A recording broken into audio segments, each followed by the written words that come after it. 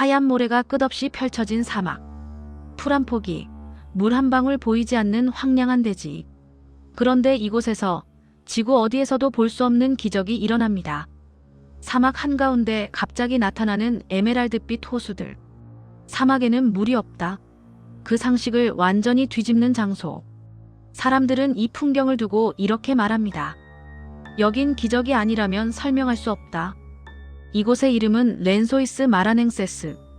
브라질 북동부 마라냥 주에 위치한 이 국립공원은 총 면적이 약 1550평방킬로미터, 즉 600평방마일에 달하는 광대한 지역입니다.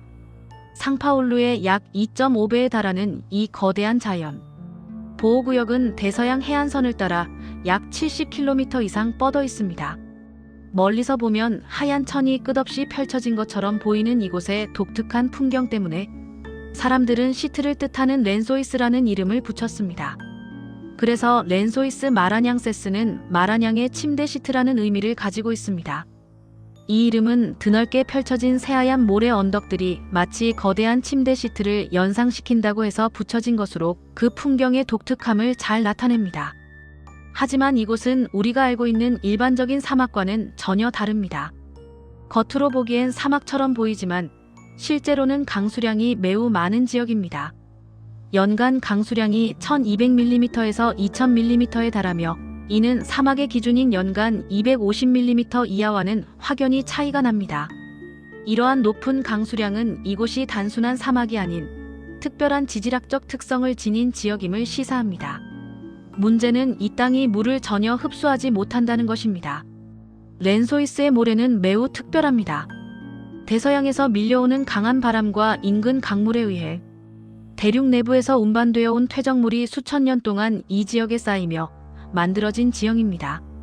특히 파르나이바 강과 같은 주변 강들이 상류에서 운반해온 미세한 규소 입자들이 해안으로 흘러들어왔고 이 입자들이 강력한 해안바람에 의해 다시 내륙으로 이동하면서 현재의 광활한 모래 언덕을 형성했습니다. 이 모래는 입자가 너무나 고와서 마치 미세한 가루처럼 느껴지며 물을 아래로 쉽게 통과시키지 못합니다. 모래 입자들 사이에 미세한 틈조차 빗물이 스며들기 어려울 정도로 촘촘하게 구성되어 있습니다. 게다가 모래 아래에는 지하의 불투수성 안반층이 단단히 자리하고 있습니다. 이 안반층은 주로 화강암과 편마암으로 이루어져 있으며 물이 지하로 빠져나가는 것을 완벽하게 차단하는 자연적인 방수막 역할을 합니다. 빗물은 스며들 곳이 없고 결국 표면 위에 고일 수밖에 없는 구조입니다. 이러한 독특한 지질학적 특성과 기후 조건이 결합하여 지구 어디에도 없는 기적 같은 풍경이 만들어집니다. 1월부터 6월까지 이어지는 우기가 시작되면 하늘에서 쏟아지는 엄청난 양의 비는 모래 언덕 사이에 움푹 파인 계곡 지형을 가득 채워갑니다. 이 계곡들은 자연적으로 형성된 웅덩이 역할을 하며 모래 언덕의 경사를 따라 흘러내리는 빗물을 한데 모으는 역할을 합니다. 그리고 어느 순간 렌소이스는 순식간에 물의 왕국으로 변합니다. 끝없이 펼쳐진 하얀 모래 언덕 사이에 푸른 호수들이 점점 모습을 드러냅니다. 작은 연못 같은 곳도 있고 사람이 수영할 수 있을 만큼 넓은 곳도 있습니다. 때로는 축구장보다 큰 호수가 생겨나기도 합니다. 이 석호들은 5월에서 9월 사이에 가장 가득 차게 되며 그 수는 무려 2만 개를 넘어섭니다. 이처럼 수많은 석호들이 모래 언덕 사이사이에 자리 잡고 있어 방문객들에게는 끝없이 펼쳐진 환상적인 풍경을 선사합니다. 하얀 모래와 투명한 물이 만들어내는 풍경은 마치 다른 행성에 와 있는 듯한 느낌을 줍니다. 에메랄드빛, 짙은 코발트, 옅은 하늘색 모래 언덕의 그림자와 태양의 각도에 따라 끊임없이 변화하는 이 호수들의 색깔은 모든 색이 한 곳에 모여 형언할 수 없는 아름다움을 보여줍니다. 이곳의 물은 매우 맑고 따뜻하며 모래 언덕을 따라 걷다가 호수에 뛰어들어 수영을 즐기는 것은 렌소이스 방문의 백미로 꼽힙니다. 렌소이스 마라냥세스 국립공원은 이러한 석호들뿐만 아니라 망그로브 숲과 레스팅가라고 불리는 해안 산림지대도 포함하는 다양한 생태계를 자랑합니다. 이 지역은 브라질의 세 가지 주요 생물 군계인 세라도, 카팅가, 아마존의 전환 지점에 위치하여 생물 다양성이 매우 풍부한 곳으로 알려져 있습니다. 이는 다양한 기후대와 생태계가 만나는 지점으로서 독특한 동식물상을 형성하게 합니다. 국립공원 내에는 멸종 위기에 처한 사종을 포함한 다양한 야생동물이 서식하고 있으며 이들 중에는 희귀한 새들과 파충류, 포유류 등이 포함됩니다. 이러한 생태학적 가치 덕분에 랜소이스 마라냥세스는 단순한 관광지를 넘어선 중요한 생물, 다양성 보존 지역으로 인정받고 있습니다. 하지만 이 기적 같은 풍경은 단 몇 달 동안만 존재합니다. 우기가 끝나고 건기가 시작되면 석호의 물은 한 달에 최대 1m씩 수심이 감소하며 빠르게 증발합니다. 뜨거운 햇볕과 건조한 바람은 엄청난 속도로 호수의 물을 빼앗아가며 결국 10월부터 12월까지의 건기에는 거의 모든 호수가 흔적도 없이 사라져버립니다. 그리고 다시 하얀 모래의 세계만 남게 됩니다. 이렇듯 드라마틱하게 변하는 자연의 모습은 랜소이스 마라냥세스를 더욱 신비롭고 경이로운 장소로 만듭니다. 그러나 랜소이스가 진짜 미스터리를 품고 있는 지점은 호수의 모습 그 자체가 아닙니다. 사람들을 가장 놀라게 한 것은 사라지는 호수에서 살아 움직이는 생명체 때문입니다. 이 일시적인 호수들 속에서는 작은 물고기들이 발견됩니다. 짓누르는 더위, 일반 생물이 살 수 없는 사막, 그리고 한두 달 안에 완전히 사라져버리는 물. 그런 극한 환경 속에서도 이곳의 물고기들은 매년 우기가 시작될 때마다 저절로 나타나 살아 움직입니다. 심지어 2024년 유네스코 세계문화유산으로 지정된 이 국립공원과 인접 지역의 담수어류 조사 결과 49종의 어류가 보고될 정도입니다. 이 중 33종은 정확하게 종 수준까지 식별되었으며 카라신목, 시클리드목, 메기목 순으로 가장 풍부한 어류목을 구성합니다. 이러한 어류들은 완전한 담수어류부터 기수, 환경에 서식하는 어류까지 다양하게 분포하여 랜소이스의 생태학적 복잡성을 보여줍니다. 과연 이 물고기들은 어디에서 온 것일까요? 사막은 건기가 되면 완전히 말라버리고 물고기가 살아남을 수 있는 환경은 사라집니다. 그렇다면 이 생명들은 매년 어떻게 다시 모습을 드러내는 걸까요? 과학자들은 이 수수께끼를 풀기 위해 여러 가능성을 조심스럽게 논의합니다. 한 가지 가설은 철새들이 물고기 알을 옮겨와 부화한다는 것입니다. 실제로 철새들은 장거리를 이동하며 다양한 생명체의 씨앗이나 알을 운반할 수 있습니다. 랜소이스를 찾는 수많은 철새들이 이동 중에 호수 바닥의 알을 깃털이나 발에 묻혀 다른 호수로 운반하고 다시 우기가 시작될 때 그 알들이 부화한다는 시나리오입니다. 하지만 이 지역에서 발견되는 물고기들의 알은 쉽게 외부에 붙는 형태가 아니어서 설명으로는 부족한 부분이 많습니다. 대부분의 어류알은 접착력이 없거나 새의 몸에 달라붙어 건조한 환경을 견딜 수 있을 만큼 견고하지 않기 때문입니다.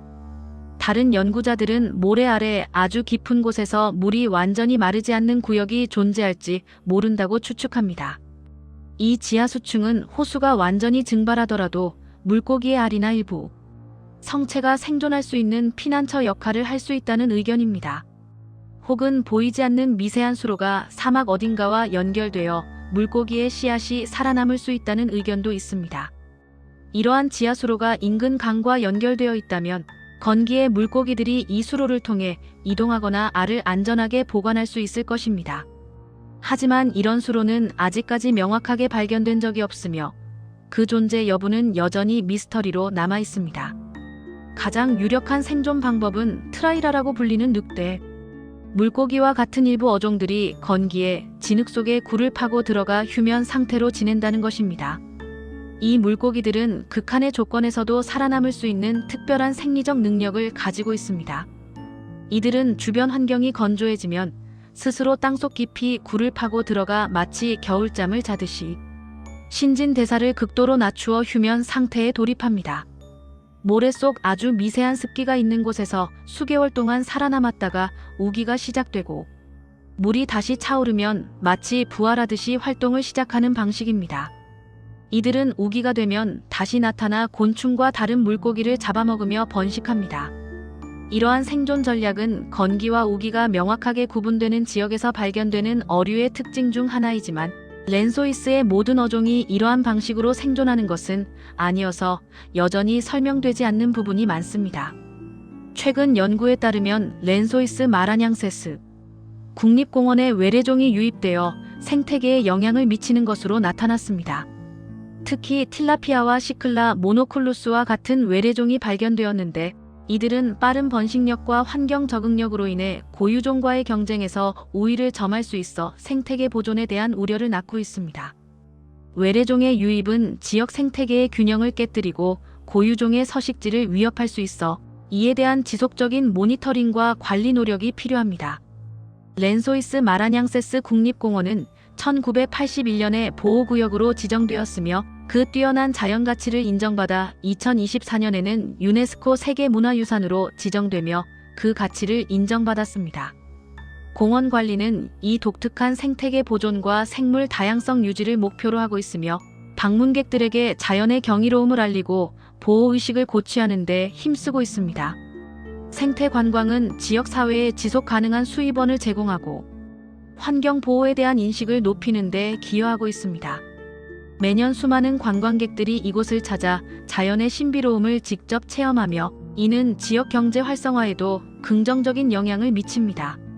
렌소이스 마라냥세스를 방문하기 가장 좋은 시기는 우기가 끝난 직후인 6월에서 9월 사이입니다. 이 시기에는 석호에 물이 가득 차 있어 가장 아름다운 경관을 감상하고 수영을 즐길 수 있습니다. 브라질 상루이스에서 가장 가까운 도시인 바에이리냐스까지 이동한 후 사륜 구동 차량을 이용하여 국립공원 내부로 이동하는 것이 일반적인 방법입니다. 이처럼 렌소이스의 생태는 지질학, 생물학 모두에게 아직 풀지 못한 숙제로 남아 있습니다. 렌소이스의 기적은 단순한 우연의 산물이 아닙니다. 대서양에서 밀려오는 강한 바람, 강에서 운반되어 오는 미세한 모래, 천문학적 양의 빗물, 모래가 물을 흡수하지 못하는 독특한 지질 구조, 그리고 끊임없이 이동하는 모래 언덕.